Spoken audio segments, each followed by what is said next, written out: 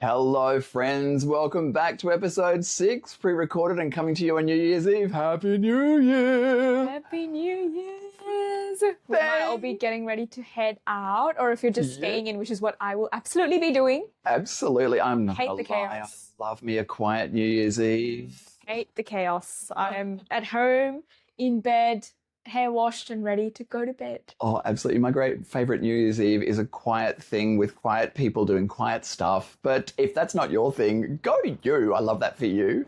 Well, welcome back. This week we are talking about the new year, and quick as a flash, I started talking about something unrelated and I've forgotten the lovely intro that we were talked about, Uma. The episode is titled The Quiet Between Years. Yes, Reflecting, it is. resetting and reimagining. It is indeed. So obviously New Year's Eve themed, and just a little bit of a touch on how that can be for many of us, well, what the expectations are and what we can be. Yeah, absolutely. There's a lot of fear and uncertainty that comes around with New Year's Eve, and you have probably bombarded with all these capitalistic ventures of get a planner, get this, get that, get this, and you'll fix your life. And I think something else that happens is you have two types of people. One that's like, where has the year gone by? And that's very much me. But also just someone that's also sort of like, I haven't accomplished anything this year. And I actually would say that for me, it's both of those things. And the former was my ADHD going, where did the year go? And the latter was my autism going, how did we waste it? I think I really love it, but that you were just, commenting on the kind of expectations of the coming year. And we do have these questionable things forced on us. You need to change your life, do more, be better than you were. But actually you were better before, you were great. And for a lot of us with autistic characteristics, the new year can actually be a lot of change and a lot of changed expectation. And we can also just be kind to ourselves and recognize that we've worked really hard for the last year.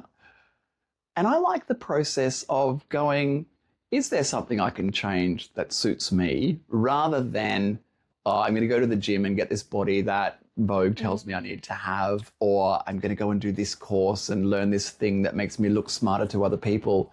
You know what? Tap into your gorgeous autism and learn the thing that you love. Yeah, I think that's really what we could call a non-traditional win, right? Absolutely. When people are always like, what are your New Year's Eve resolutions? And it'll be like, I need to get to bed early. I need to be more physically active. I need to go to the gym 10 times a week or whatever. I need to drink more water. And those are great goals to Absolutely. have. And they're really good to sort of pour that energy into your body and everything. But sometimes, there's non-traditional stuff as well, like what you mentioned, Aaron, reframing things for what works for you. Very much so. And I think just with that expectation that can be laid on top of the world at New Year's, and just tapping into, sometimes we just are overwhelmed at the end of the year, and trying to commit to going to the gym is setting ourselves up for failure. Trying to commit to making some change. I'll walk to work one day a week, or I'll walk to the shops instead of taking the car. That can be, somebody who regularly exercises might be going to the gym 5 days a week next year. My version can be what works for me and what helps me achieve my aims. I think internal growth is something else that we can touch on. Absolutely. I really like that you brought that one up, because I think internal growth is so different to everybody because we all see the world differently. But for me, part of internal growth is really questioning the things that I believe about myself, about the world, about the universe. But in the world of neurodivergent folks and autistic ADHD particularly, we learn a lot that's not actually helpful to us. We learn, that whole too rigid over here because of my autistic characteristics, and I'm too chaotic over here because of my ADHD characteristics, and you're chaotic so you can't be autistic, and you're really rigid, you can't be ADHD. And so I kind of learn things about myself that might not be true and might not be serving me. So I like this time of year to reflect on, what was I thinking that wasn't helpful last year? And can I make some change to make that more helpful? And that's not for everybody, but that's what works for me. And I think if we look hard enough, we can also, what worked really well? What was I doing that was great? And just honouring that and going, new year, I'm going to do more of that. Yeah. do more of the things that just make you feel good. Absolutely. And I think that we tend to spend so much time thinking about things that make us feel bad. There's also a lot of things that make you feel good, and Absolutely. inadvertently they just go hand in hand together. And ironically, often we're thinking about the things that make us feel bad because we think we're negatively impacting others or doing the wrong thing. But thinking about the things that we've done well can make us feel good and have a positive influence on others. And if the things that make us feel good don't harm others, let's pay attention to those too. Of course. And I think another thing that I'd like to touch on is quiet progress, because there could be something that you might have like realized that you wouldn't have been even doing this year, but it's like something that you've maybe internally made a bit more of an effort to think, and there has been progress in that particular area. Like for me, I would say maybe just without even realizing, I've sort of habit stacked my morning routine, and I feel like Some habit stacking. it's so good because I realized that I need breakfast to function. So once I realized that means that I need to be up a bit earlier, so I set alarms earlier than I have to be up. That's just great for me. That's what's worked, and now I don't leave the house like without my breakfast, and I feel like that's great, and that's been a progress. That's something that's built over the year. Brilliant. I've got a similar one too. I'm not a huge meat eater. It's not like a huge priority of mine, but I'm not vegetarian. But I noticed that I wasn't eating enough meat and was probably an iron issue, but having some things and just remembering to eat meat a few more times each month. You know, I'm really happy that little quiet win has had such a difference to my energy levels. Just that little change to diet. I haven't put myself on a specific high nutrient diet. I've made a little change that's had a big impact. Yeah, and I think another thing that I would like to add, just like a little shout out to myself. No, I'm here for it. You deserve a shout out. I started the year with like severe vitamin D deficiency. Like my doctor was like, we have to get you on a supplement. So we started off with just the daily ones. And I was like, these are a nightmare. I don't remember to take them daily. She was like, all right, let's try the weekly ones. And I think I've kept up with the weekly ones. I think maybe I've missed like 3 weeks since we started, which has probably been like in September. But that's also progress. Brilliant. I love that. Well, my version of that is, I said I'd forgotten to buy my Vyvanse for a week on end with it being really obvious, but I got to buy it on my way here today. So I medicated and semi-functional, my version of functional, which I love. Amazing. That's just those little things in the day that you just miss because you just, you're going around the craziness of everything. Now let's talk a little bit about resolution and goals that respect neurodivergent brains. Very much because we are probably flooded with all these videos that are coming in right now, influencers telling you how you need to reshuffle, or the vision boards are a big one. Vision boards, they are helpful, not of course, but how do we sort of add this neurodivergent lens to things? I think don't get too caught up in New Year's resolutions. I actually love the idea of long-term change. If I want to make a change, it's not I'm changing this thing and a big change now.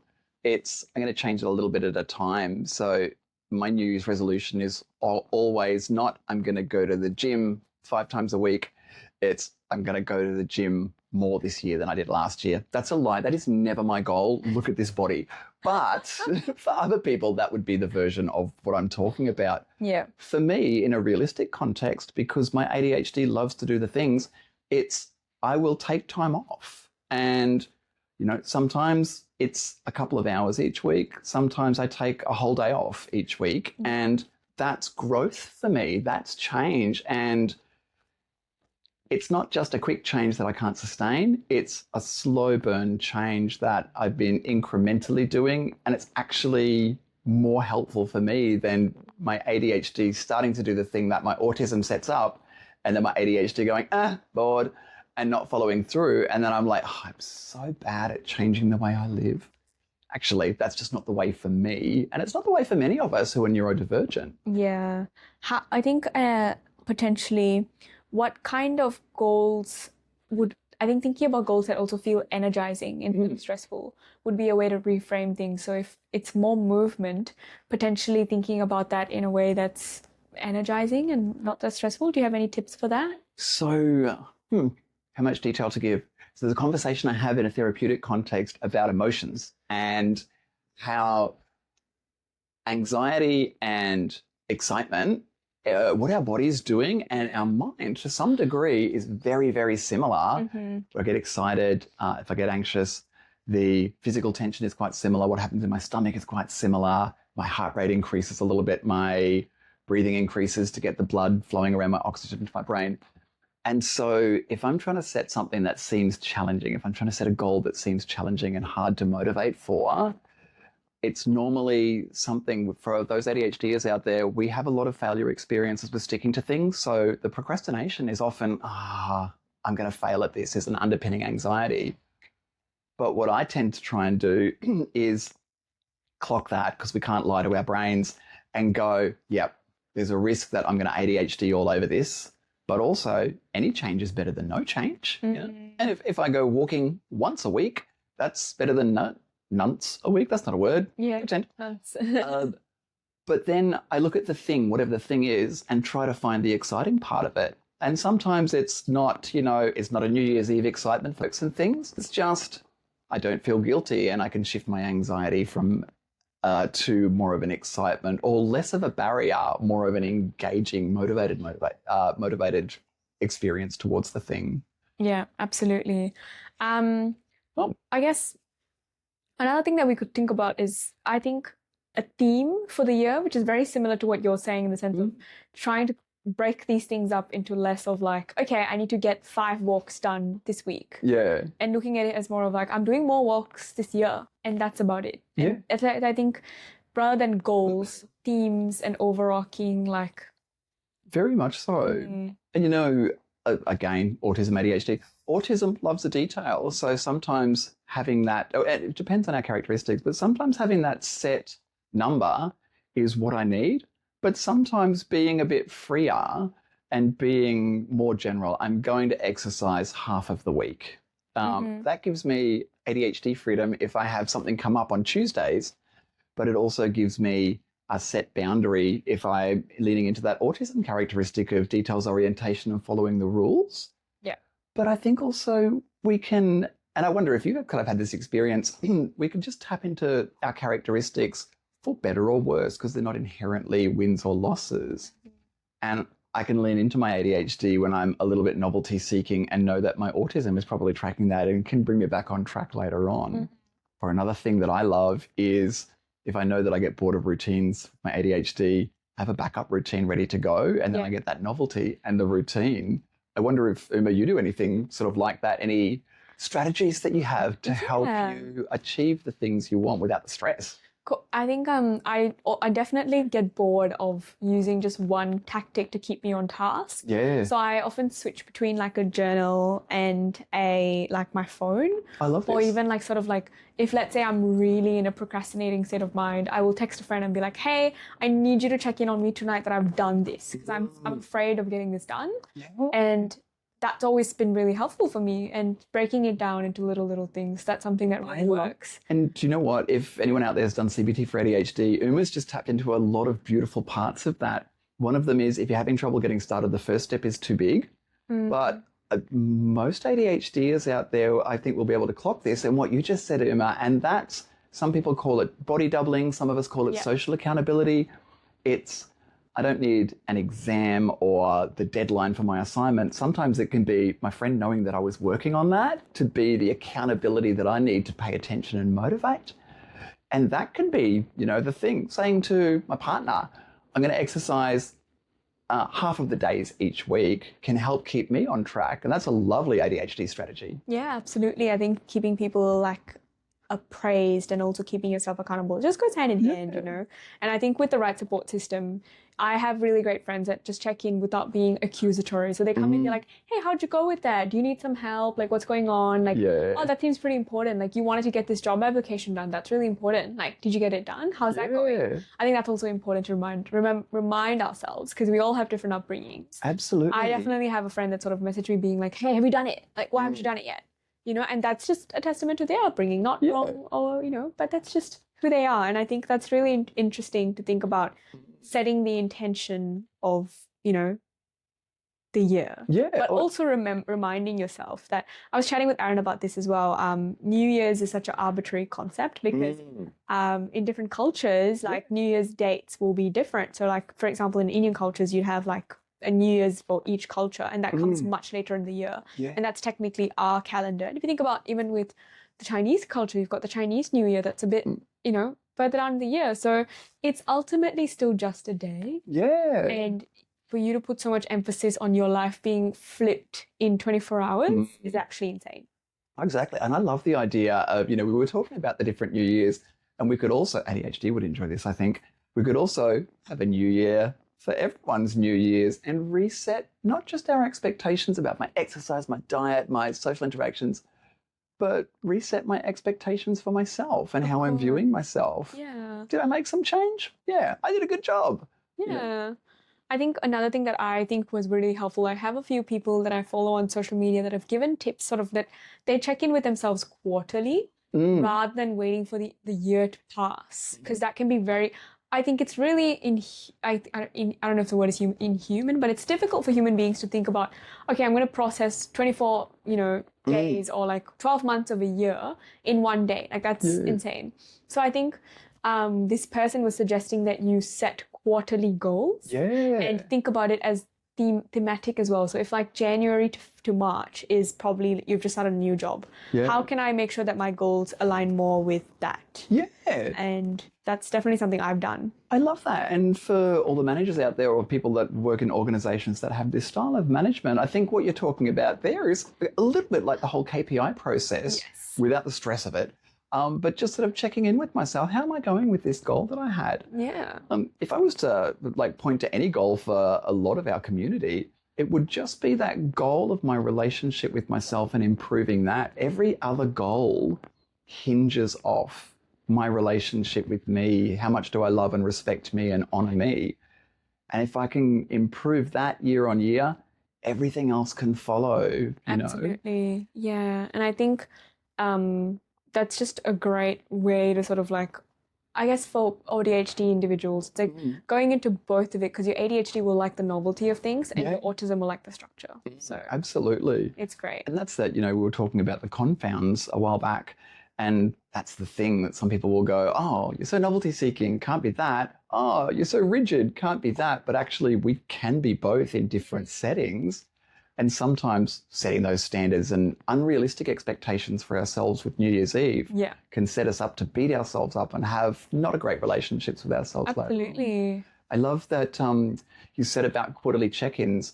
I tend to do it weekly. So we as psychologists in Australia, I think you would have covered it at least a little, we are trained to engage in reflective practice. And that's once a week, every Friday, 6 to 7 p.m., I check in with myself for an hour. What did I do well this week in a clinical sense? And what could I improve on from what I did this week? If Uma and I were having a chat and I saw Uma's sort of do this, I'll reflect on that and think, oh, was there something that I did there that I could have done differently to make that thing go better? Or if I had a conversation and somebody I was chatting to had a real aha moment, incidentally, that's why I'm a psychologist. It's the pleasure of that. I'm like, okay, what did I do there and how can I do that more with other people? And I think that's that quarterly check-in that you're talking about. For me, I do it for my work and I do it for my life a little less regularly, but it just keeps me on track and allows me to goal set. Yeah, absolutely. I think that's great. And I think it doesn't even have to be quarterly. It can be weekly like yourself. Like everyone has their own timing. And it's also just realizing that I think for me, I try to remind myself how privileged I am in the sense that I'm able to live this year. And that in itself is already such an accomplishment. You don't need to go and find other things. No. If you've made it to this date, absolutely, accomplishment in itself.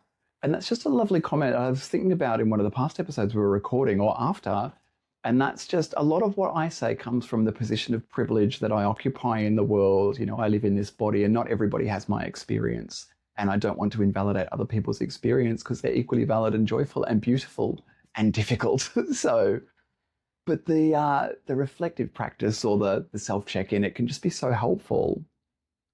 Absolutely. Just a sort of tangent. We love a good tangent. Love a tangent. Let's touch a little bit about what sort of obstacles pop up when you're trying to follow through on plans and resolutions. And I think we have already talked a bit about that. Managing that, but let's just, for the sake of viewers and someone that maybe is tuning in and not of the ADHD community, what kind of things pop up when Well, I think, and especially for, I guess, a lot of CBT therapists particularly, this is probably something that taps into a difficulty that lots of neurodivergent people with ADHD characteristics have, which includes AuDHDers. And that is, and you touched on it too, that novelty seeking, which can make it difficult to follow through on a plan, or that distractibility that can, or the impulsivity to do something else. And, you know, I've worked with people and I've spoken to people who've worked with people where somebody has gone into therapy with CBT that's been delivered to a different brain style, and they've felt guilty. They felt as though they'd been made to feel guilty about not completing the CBT homework. And I think honoring that everyone's brain works differently, and my brain might not be great at CBT homework, and if that's the case, it might also not be really good at rigid set routines. Yeah.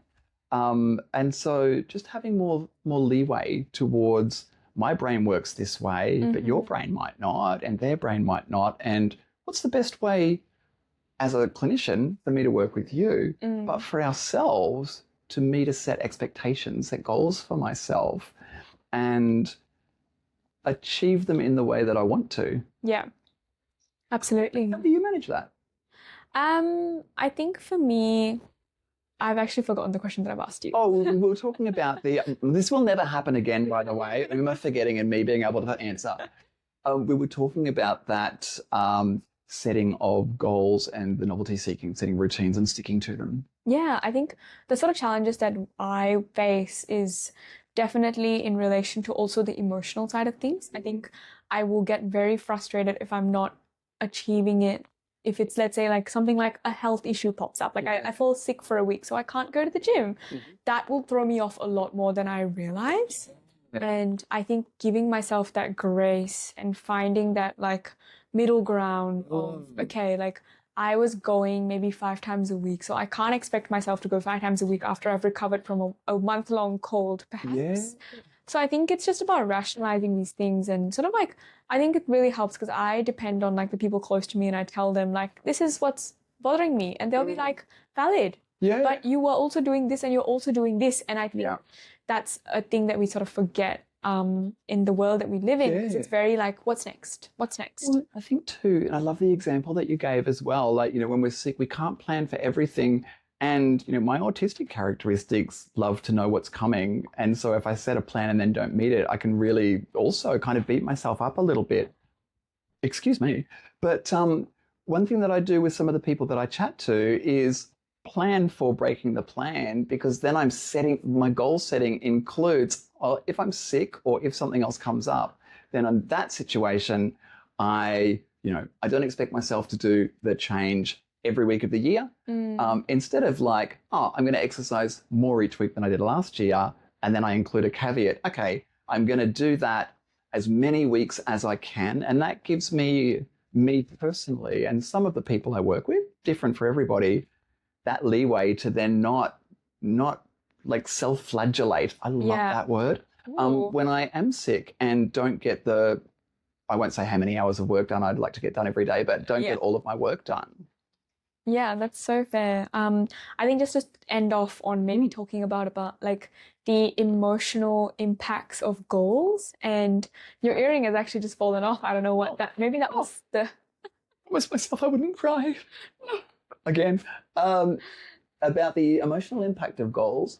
Well, I think there's 2 options there. When we achieve our goals, there's mastery, and that's such a positive thing, and that can motivate us more, and that can going into similar goals or even unrelated goals. We're like, oh, I had this win and now I've got the energy for another win. But the flip side is that we can have the reverse if we set a goal and then maybe have some social accountability, some body doubling. Tell my friend I've set this goal, and then we don't meet it and we feel like a failure and we feel like we've failed my friend. Yeah. So there can be that negative emotional aspect. And I think giving ourselves that grace, that leeway, okay, I'm going to do this to the best of my ability as often as I can, because our energy levels go up and down, our stress, our sickness, our health goes up and down, our tolerances go up and down. Yeah. Just knowing that there is no straight line in the universe outside of abstract maths. And And if that's the case, then some days I'm going to be able to meet all of my goals, and some days I'm going to be able to meet none of my goals. And that's the beauty of being a human. Oh, Yeah. hello, Alicia Lansdowne in the Human Being podcast. That is Shout the out beauty to of Alicia. Yeah. It's the beauty of being human is we're imperfect, but that's not, I feel like such a broken record. That's not a bad thing. And kintsugi pottery, broken pottery, like healed back together and beautiful with gold or silver glue is such a great example of that. And when we can see ourselves through that lens, we can have a better emotional experience about the goals that we set, meet, and maybe don't quite meet. Yeah, absolutely. And I think it's just about being graceful and kind to yourself, you know, navigating the holidays and then navigating so many emotion-rich things. And it's interesting because we think about like this time of year as the holidays, but you're not really getting a bit of a break, are you? No, That's quite a conundrum there. But I think that's about all we have for today, Aaron, if you want to just conclude the episode. Absolutely. And again, thank you so much for joining us. I think I've said it before and I'll say it again because we love some free marketing. Like, follow and subscribe if you will. We love your company. We love your comments. We love your feedback. And Happy New Year. Happy New Year. Bye, team. Squeeze, squeeze.